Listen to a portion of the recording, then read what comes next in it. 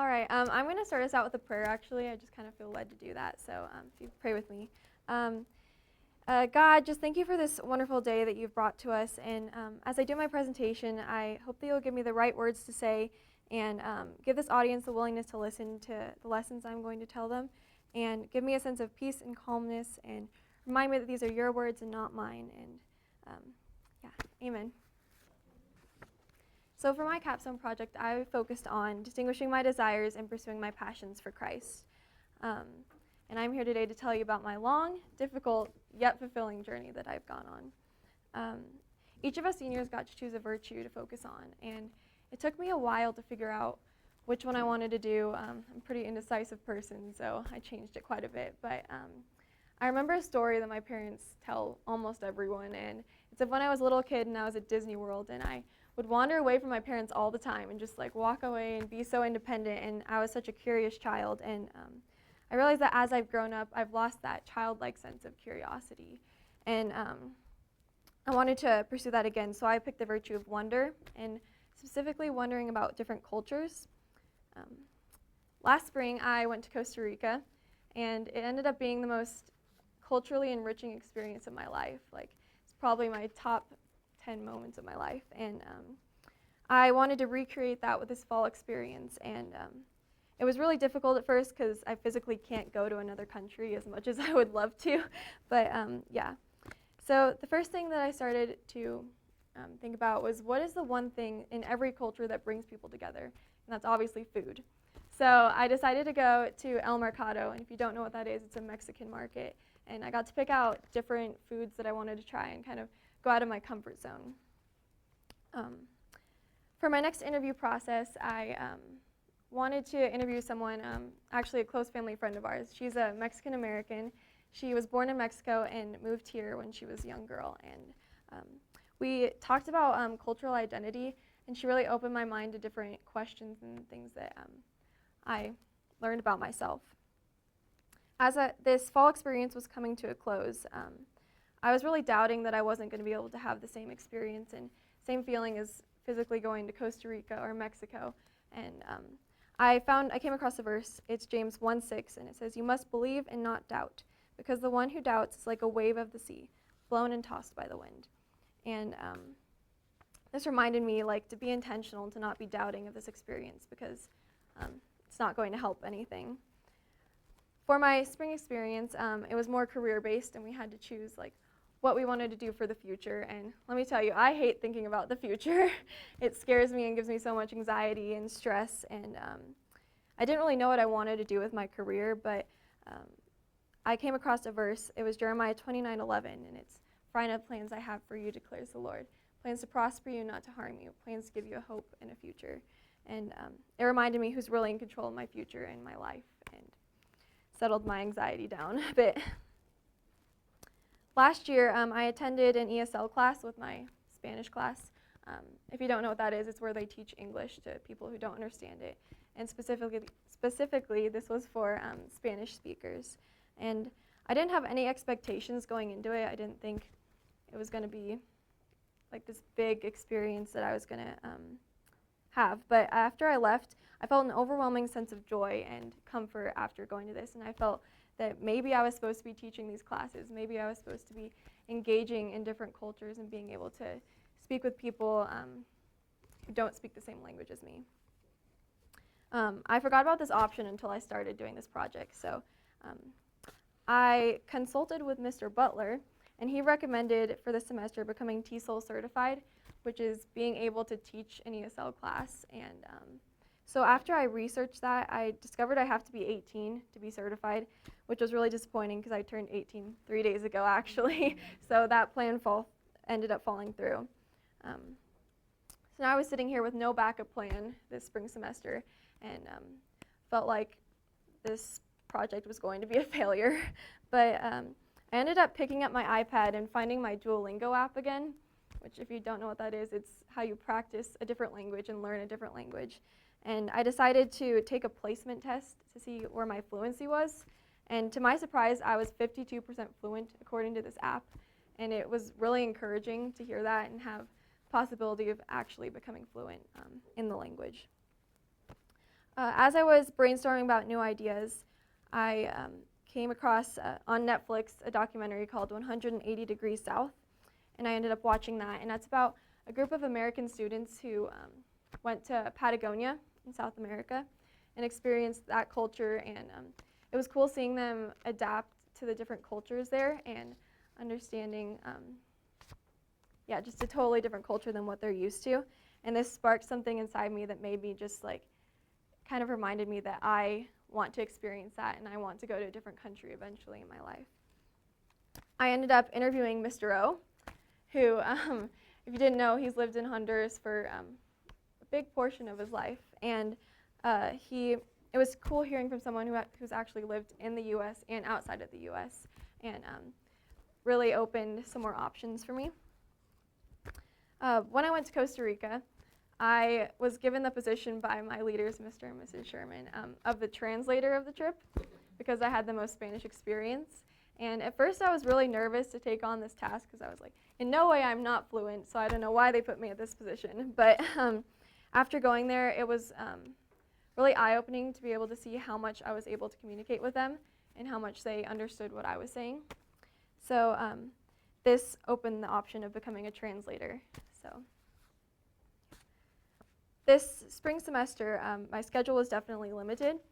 I was doing the musical and doing soccer, which I wasn't planning on doing, so it was really difficult. I was wanting to attend more ESL classes through my Spanish class, but my schedule did not allow it, and it was really disappointing. But God has definitely taught me patience through the limited amount of time I had. Going back to my interview with Mr. O, it really opened my mind to the possibility of living outside of the country, and he ended up giving me different options about which companies to go with and how that would work, and it helped me envision living in another country. Now at this point, I knew for sure that I wanted to eventually live outside the country. Don't know how long, don't know when, but then I started doubting myself again and asking, was that what God really wanted for my life? And Mr. Wall challenged us with a similar question as seniors at the beginning of the year, asking us, what do you want? And honestly, this is a very relative question, and I was uncomfortable answering it, and I just didn't like it at all. But it was a question that all of us have to answer eventually in our lives, and it came sooner than I realized. A light bulb moment that I had in the spring semester was actually, I was in my Spanish class sitting there and thinking about this, and what you desire is God's way of telling you what His will is for your life. God made you, He put these passions and loves into your mind so that you're able to figure out what you want for your future and what He wants for you. This was a big relief to hear. I was so happy to figure this out. A lesson that I learned was to not be afraid of self-evaluation. I am a very logical thinker, and I'm not good about expressing my emotions. So I had issues making time for reflecting and journaling. My first interview in the fall experience really applies to this. I interviewed a close family friend, like I said, who was a Mexican American, and she really opened my mind to how culture shapes you as a person. And living in the United States my whole life, I think I've become numb to this lesson because I haven't been able to reflect on my life like that. This made me realize how important reflection is and opened my mind to different questions I probably wouldn't have asked myself. About self-reflection, I challenged myself to make time to reflect and journal and just be in God's Word and be able to speak to Him. But I ended up feeling like I never had the time. I even tried when I was driving to school or from school, just turning off the radio and sitting there in silence. But all of a sudden, all the thoughts about school, sports, homework, and the future just came rushing back in, and it was really discouraging. Little did I know, looking back at that, God was speaking to me in my everyday life. In my Spanish class, this is my 5th year taking Spanish, and I love learning it, and having a whole class dedicated to that made me extremely happy. And I think this was God's way of telling me that you don't have to set aside time for me. I am in your everyday life. I am in your Spanish class. I am teaching you what you love, and I think that was really cool. A lesson I learned from that is that in the moment, you may not see the success in what you may think is a failure. Matthew 7:7-11 says, "Ask and it will be given to you, seek and you will find, knock and it will be opened to you." And I think as I dug deeper into being unfulfilled, being unsatisfied, I think God showed me a different approach to life and a different way to think about those failures that I thought of. This reset my intentions for ending this capstone experience. My last lesson that I have for you is to always have perseverance. Being a senior in high school, there are lots of inner battles I've had to face. I haven't been turning my homework in on time recently. My teachers have noticed it. I haven't been studying as much, and it's been a tough battle. I came across the verse in my time of reflection, Colossians 1:11. "Being strengthened with all power according to his glorious might, so that you may have great endurance and patience." As I look back on my high school career, I realize I wouldn't have been able to finish and become a senior without God's strength and God's hope, because without that, I would have been hopeless and probably in a pit where I couldn't get out of. So I realized worrying about the future is pointless, and obviously I had to learn the long way from this experience. I'm sure you've all heard this verse. It's Proverbs 3:5-6, and it's, "Trust in the Lord with all your heart, and lean not on your own understanding. In all your ways acknowledge him, and he will make your path straight." And I definitely feel like I haven't acknowledged God in my life as much as I wanted to, and as much as I wanted to pursue him. And in order for God to pursue you, you must pursue him first. At the end of my experience, I actually found a quote that really encaptures what I've learned and what I'm feeling. This is by M. Scott Peck. "The truth is that our finest moments are most likely to occur when we are feeling deeply uncomfortable, unhappy, or unfulfilled. For it is in such moments, propelled by our discomfort, that we are likely to step out of our ruts and start searching for different ways or truer answers." This quote reminded me that sometimes you go through life as this big journey, and you learn lessons, and sometimes you want to block out the bad lessons that you've learned. But good or bad outcomes and good or bad lessons, you must accept all of them, because all of them will be applicable, and you'll be able to share it with people like I'm doing now. Even though I didn't do as much as I wanted to for this project, and I wasn't able to find the time to put in as much effort, I really improved mentally and learned so much about myself.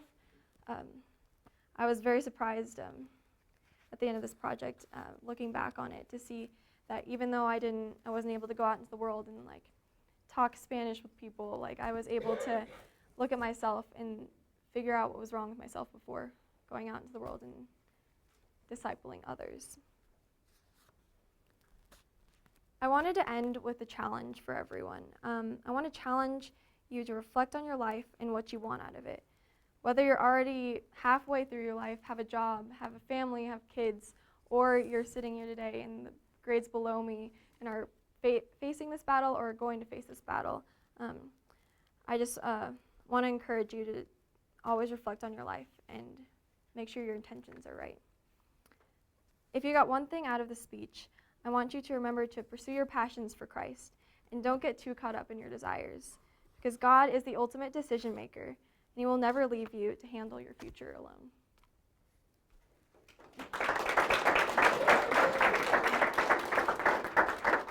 I'm still standing up. If anyone has any questions for Alaina, ask her and she can call on you maybe. Yeah. Is Spanish the only language that's really existing, or other languages? I'm focusing on going to Spanish first. I'm going to be taking French on the side and different things, but I think I want to become fluent in Spanish before anything else. Are you at a different percent fluency now? Or did you do really well? Am I supposed to repeat? Are you, okay, Mr. Schultz asked, are you at a different fluency? What was it? Alright, you said you're at 52% fluency before. I didn't take, I haven't used that app since my freshman year, so I didn't know where I was at. Okay. Yeah.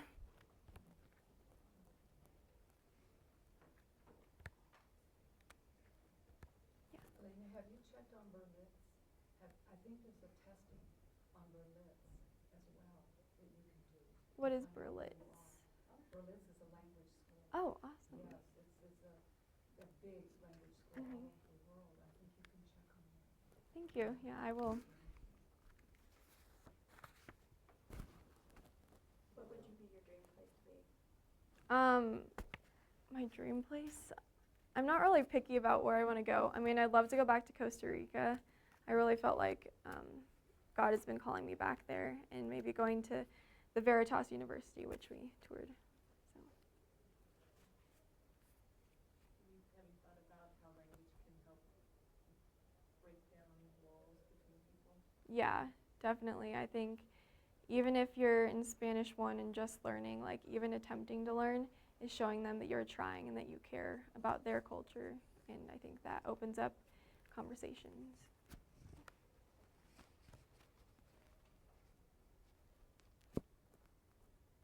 Any other questions?